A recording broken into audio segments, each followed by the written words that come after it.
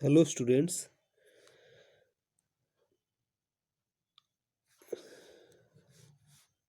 Last video में मैं आपको डिस्कस कर रहा था टोटल इंटरनल रिफ्लेक्शन के बारे में। ओके, कैसे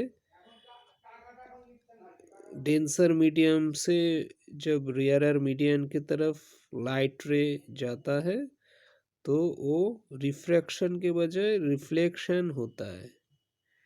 ओके, सो मैं डिस्कस कर रहा था क्रिटिकल एंगल के बारे में। सो अभी आज मैं डिस्कस करने वाला हूँ प्रिज्म में कैसे इंटरनल रिफ्रैक्शन होता है।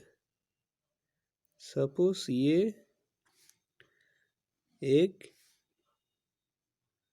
प्रिज्म है, राइट एंगल प्रिज्म है जिसका ये एंगल है 90 डिग्री। ओके, सो ये है 45 डिग्री, ये एंगल भी है 45 डिग्री।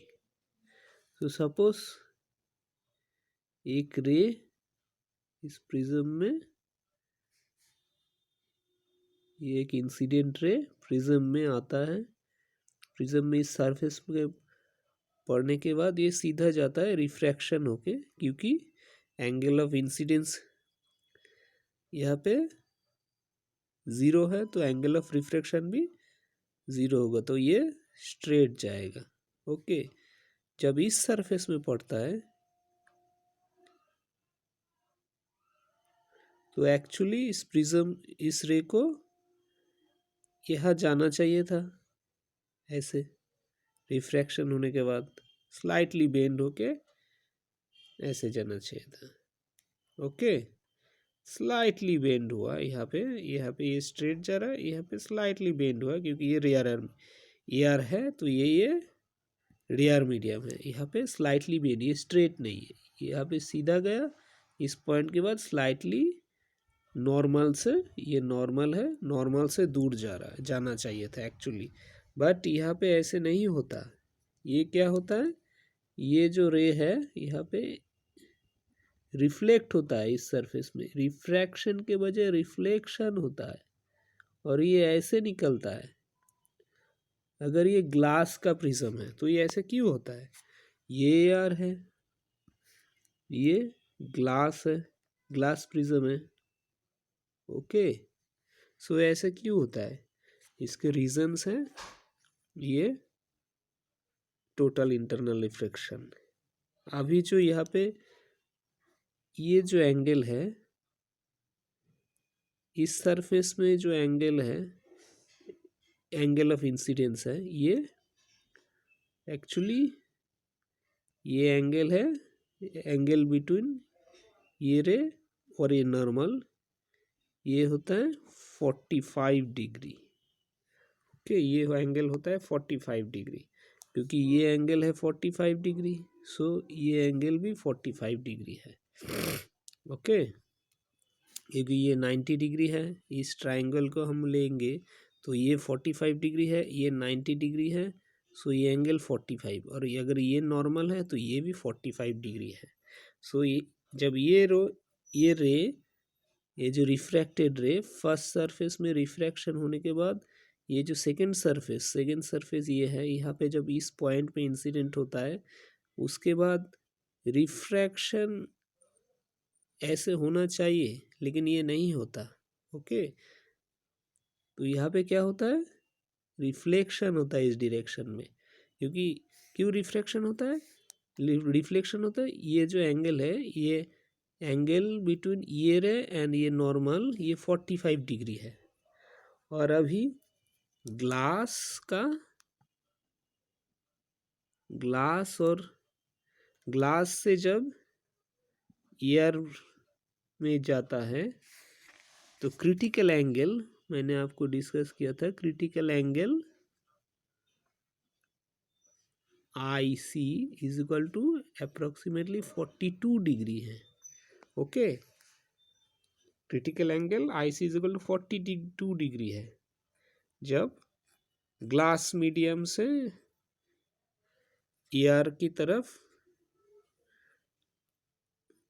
लाइट जाता है। सो यहाँ पे क्या होता है, ग्लास से जब एयर में जा रहा है तो ये जो क्रिटिकल एंगल है 42 डिग्री, लेकिन यहाँ पे ये जो नॉर्मल और ये रे के बीच एंगल है ये 45 डिग्री है।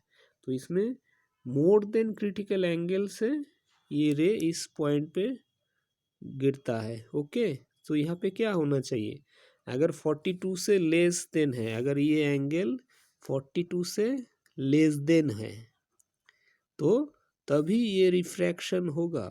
अगर ये 42 डिग्री में है, 42 डिग्री है ये एंगल, तो तब ये रिफ्रैक्टेड रे इंटरफेस के अलंग से जाता है। लेकिन अगर ये 42 से ज़्यादा है, अगर ये एंगल इंसिडेंट एंगल, ये जो एंगल है इस रे और ये नॉर्मल के बीच जो एंगल है, ये अगर 42 से ज़्यादा होता है तब ये रिफ्लेक्शन हो जाएगा। तो यहाँ पे पता चल रहा है कि एंगल है 45 डिग्री।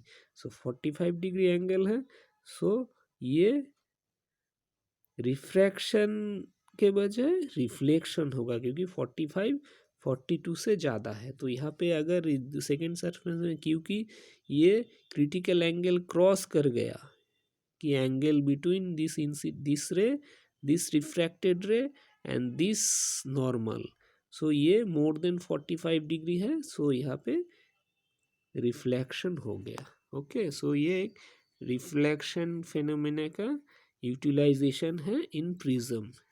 सो ऐसे हम राइट एंगल प्रिज्म से हम किसी भी रे को 90 डिग्री बेंड कर सकते हैं। ओके, सपोज फिर हम यहाँ पे एक दूसरा कोई और एक प्रिज्म, राइट एंगल प्रिज्म रख दिए। ओके, ये और एक दूसरा राइट एंगल प्रिज्म है, तो ये रे सीधा आएगा, यहाँ पे आएगा, ये नॉर्मल है, ये पॉइंट नॉर्मल है, फिर ये रे इस तरफ चला जाएगा क्योंकि ये भी 42 से ज़्यादा में इंसिडेंट कर रहा है। तो ये रे सीधा आके ऐसे जा रहा है। तो हम दो राइट एंगल प्रिज्म से, ओके, ये 45 डिग्री है ये एंगल भी, जो कि क्रिटिकल एंगल 42 डिग्री है, एक 42 डिग्री क्रिटिकल एंगल है, उससे ज़्यादा में ये इस सरफेस में आता है। ओके, सो ये भी एक राइट एंगल प्रिज्म है जिसका ये एंगल 90 डिग्री है। सो हम दो राइट एंगल प्रिज्म से हम किसी भी रे को 180 डिग्री टर्न कर सकते हैं। सपोज तो इनिशियली इस डायरेक्शन में रे आ रहा था। ओके, बाद में क्या हुआ, पहले फर्स्ट प्रिज्म से ये 90 डिग्री रोटेट हो गया, ठीक है, फिर दूसरा राइट एंगल प्रिज्म से ये और 90 डिग्री रोटेट हो गया, तो फाइनली ये 180 डिग्री रोटेट हो गया। तो उसको दो प्रिज्म से हम किसी भी रे का डायरेक्शन 180 डिग्री बदल सकते हैं। ओके, सो यहाँ पे टोटल इंटरनल रिफ्लेक्शन फिनोमेना काम आया है। ओके, सो ये इंटरनल रिफ्लेक्शन फिनोमेना का यूटिलाइजेशन है, जिससे हम किसी भी रे का डायरेक्शन बदल सकते हैं। सो आज मैं आपको और एक इम्पोर्टेंट चैप्टर्स का शुरुआत करने वाला हूँ। पहले हम डिस्कस कर रहे थे रिफ्रैक्शन एट प्लेन सरफेस, इन और एक इम्पोर्टेंट टॉपिक है रिफ्रैक्शन एट फिर curve surface. Okay, curve surface में कैसे रिफ्रैक्शन होता है। सो इसके लिए हमको जानना पड़ेगा लेंस के बारे में। लेंस क्या है? लेंस इज मेनली कोई ट्रांसपेरेंट मीडियम से, जैसे कि ग्लास से बना हुआ है, जिसका दोनों सरफेस या किसी एक सरफेस कार्व्ड हो सकता है। ओके, जैसे ये एक लेंस है, जैसे ये, इसको बोलते हैं कॉन्वेक्स लेंस। कॉन्वेक्स लेंस जिसका ये सरफेस और ये सरफेस, दोनों सरफेस कार्व्ड सरफेस है। ओके, तो इसके, ये ग्लास से बना हुआ है ये, तो इसमें से क्या होता है, जब कोई लाइट रे गिरता है तो इसका रिफ्रैक्शन होता है, ऐसे रिफ्रैक्शन होता है। रिफ्रैक्शन होने की वजह से इसका जो लाइट रे का, इसे गिरने के बाद डायरेक्शन चेंज होता है, क्योंकि हमने जाना है कि रिफ्रैक्शन की वजह से लाइट रे का डायरेक्शन चेंज होता है। तो लेंस से अगर कोई लाइट गिरता है तो लेंस से रिफ्रैक्शन होने के बाद इसका डायरेक्शन चेंज होता है। सो ये, इस लेंस को बोलते हैं कॉन्वेक्स लेंस, जो इंसिडेंट रे को, किसी सारे इंसिडेंट रे को एक पॉइंट पे कन्वर्ज करता है।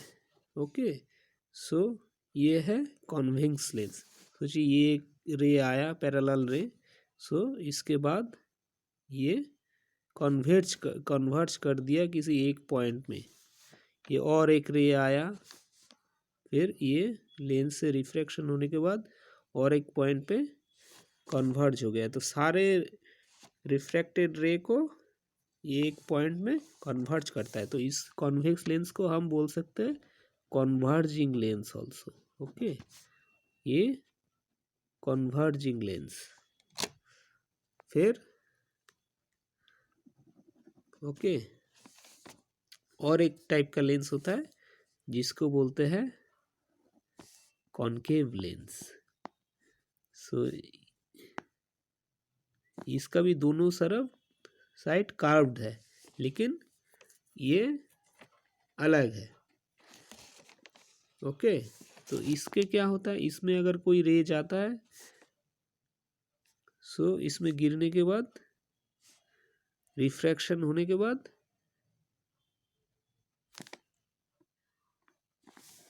दूर चला जाता है। लास्ट उसमें क्या देखा था, ये लेंस से रिफ्रैक्शन होने के बाद रे एक दूसरे के पास आ रहा है और एक जगह मीट हो रहा है। ओके, एक दूसरे के पास आ रहा है और एक जगह मीट हो रहा है। यहाँ पे लेंस जब रिफ्रैक्शन होता है, लेंस से इंसिडेंट रे, सो ये लेंस से रिफ्रैक्शन होने के बाद ये एक दूसरे से दूर चला जा रहा है। ओके, जितना भी रे आएगा रिफ्रैक्शन होने के बाद एक दूसरे से दूर चला जाएगा। तो ये क्या है, ये है कॉनकेव लेंस। इसको डाइवर्जिंग लेंस भी बोल सकते हैं, डाइवर्जिंग लेंस। ओके, सो ये कॉनकेव, ये कॉन्वेक्स लेंस, ये कॉनकेव लेंस। सो ये कैसे हुआ, तो ये जो कॉनकेव लेंस है,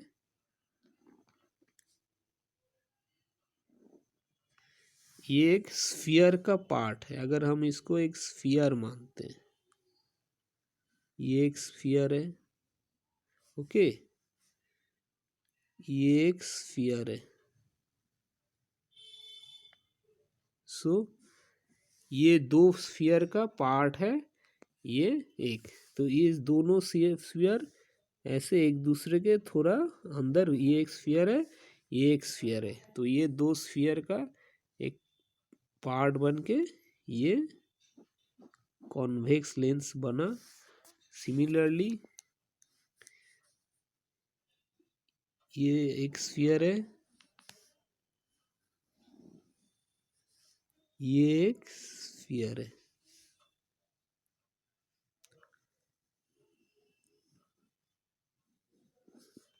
ओके, सो इसका बिटवीन दोनों स्फीयर के बीच में अगर हम ऐसे ग्लास मटेरियल डाल देते तो ये बन गया कॉनकेव लेंस। ओके, सो स्फीयर है तो स्फीयर का सेंटर भी होगा, इसका भी एक सेंटर होगा। सो ये जो सेंटर है इसको बोलते हैं सेंटर ऑफ कर्वेचर। ओके, सो इस सरफेस का, ये सरफेस जो है ये स्फीयर का पार्ट है, इस स्फीयर का पार्ट है, और ये सरफेस जो है, ये सरफेस जो है ये स्फीयर का पार्ट है। ओके, सो ये दो सेंटर ऑफ कर्वेचर, मिरर के साइड हमने देखा था एक ही सेंटर ऑफ कर्वेचर होता है, यहाँ पे दो सेंटर ऑफ कर्वेचर है। ओके, सो अगर हम इस दो सेंटर ऑफ कर्वेचर को मीट कर कनेक्ट कर देते हैं, फिर यहाँ पे एक सेंटर पॉइंट है, इसको बोलते हैं optical centre O. Okay, so ये सी है centre of curvature, C stands for centre of curvature and O stands for optical center. Okay, similarly for concave lenses, उसके में भी ये जो सरफेस है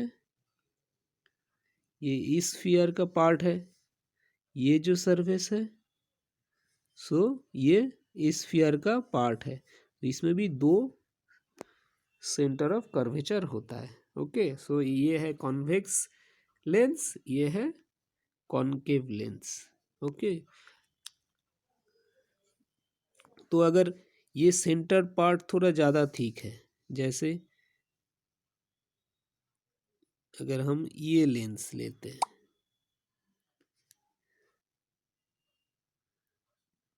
तो ये ठीक अगर ज़्यादा है तो ऑब्वियसली ये जो ये स्फीयर है, स्फीयर का सेंटर और थोड़ा पास होगा, तो सेंटर ऑफ कर्वेचर नहीं, पहले ये जो ऑप्टिकल सेंटर है, ये ऑप्टिकल से जो सी का डिस्टेंस है इसको बोलते हैं radius of curvature.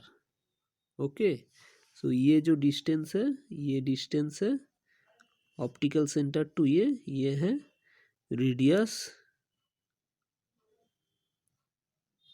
Of curvature. Okay, radius of curvature, ये जो डिस्टेंस होता है फ्रॉम ओ टू सी।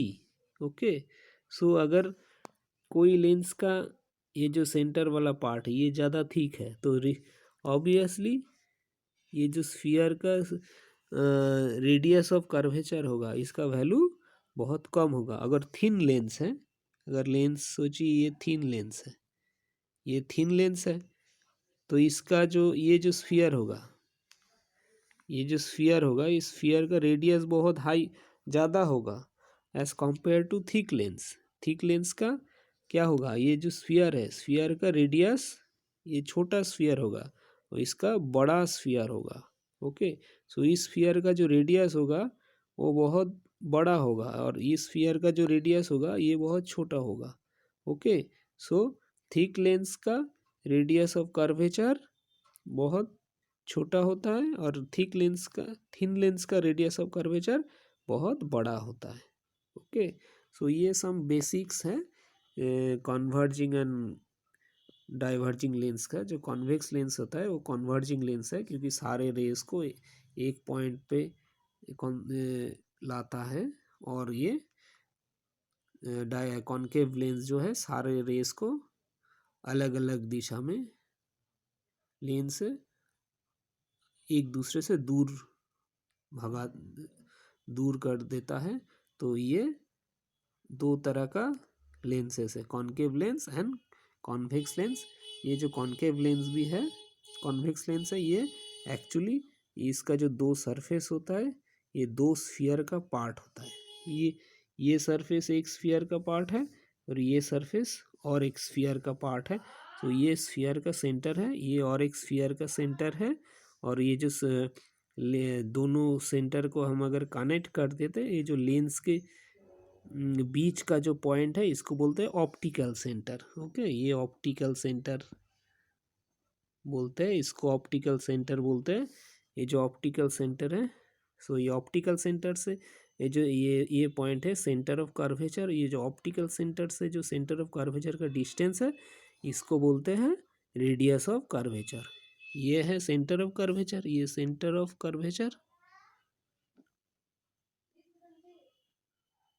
और ये जो डिस्टेंस है optical centre to centre of curvature ये होता है रेडियस ऑफ कर्वेचर। तो ये एक स्फीयर का पार्ट है, ये एक स्फीयर का पार्ट है। ओके, तो दोनों स्फीयर का रेडियस अलग होता है, फिर ये जो कर्व और ये दो कर्व का नेचर भी अलग होगा। ओके, अगर दोनों का रेडियस ऑफ कर्वेचर अलग है। सिमिलरली फॉर कॉन्केव लेंसेज, ये भी दो सरफेस दो स्फीयर का पार्ट होता है। मतलब दो स्फीयर के बीच में अगर हम ग्लास मटेरियल को डाल देते हैं तो ये एक कॉन्केव लेंस बन जाएगा। ओके, ये भी दो सरफेस दो स्फीयर का पार्ट है। ये भी, इसका भी दो ऑप्टिक है, दो सेंटर ऑफ कर्वेचर है। ओके, और ये थिक लेंस है, ये थिन लेंस है।